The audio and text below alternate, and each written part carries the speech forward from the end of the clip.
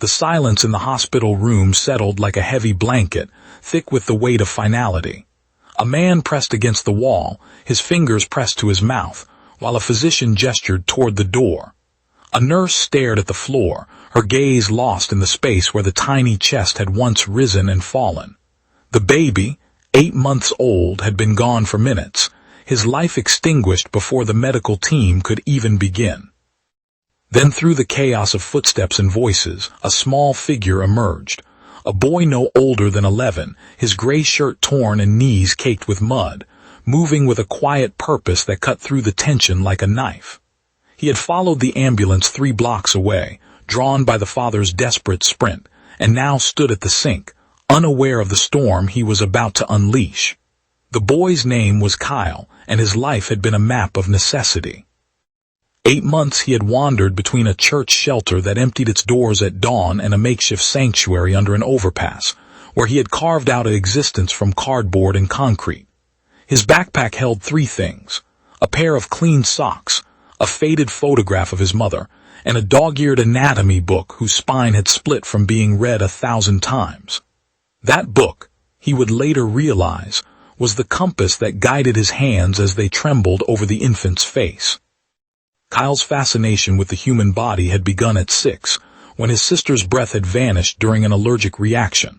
A paramedic's steady hands had brought her back, and in that moment, Kyle had decided he would never let another life slip away without a fight. Without access to schools or libraries, he scavenged medical pamphlets from clinic bins and devoured textbooks abandoned on campus lawns. The chapter on infant airways, how to clear fluid from a baby's lungs, had become his gospel. He read it until the pages were brittle, until the words were etched into his muscle memory. When the father, Garrison Vale, had sprinted through those doors, Kyle had not hesitated. He had seen the twitch of the baby's finger, the faintest signal of life buried beneath the chaos, and he had acted without permission or explanation. Under the sink stream, he positioned the child as the book had instructed, tilting the body just so, waiting. The room held its breath. 40 seconds stretched into eternity before the baby coughed, then cried, then the monitors began to beep again. Garrison, the billionaire founder of a private equity empire, had watched as his son, once still, was carried away on a hospital gurney. He had not asked for money or favors when he found Kyle in the hallway, but 2 questions. What do you want to do with your life? And what do you need to do it? The answer came not from charity, but from an investment in potential. Kyle was placed with the Brennans, a foster family whose kitchen always smelled of cinnamon, and whose door stayed unlocked for visitors. He received a library card, a tutor, and the same dog-eared book he had carried. Years later, he sat in a medical symposium, the youngest attendee, asking questions so precise they silenced the room. His letter to Dorothy, Harold, and Irene, those unseen architects of his salvation, became a testament to how kindness travels.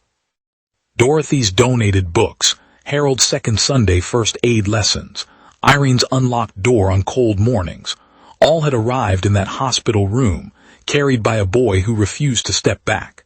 Never count out a person because of where they sleep. Never assume silence means absence.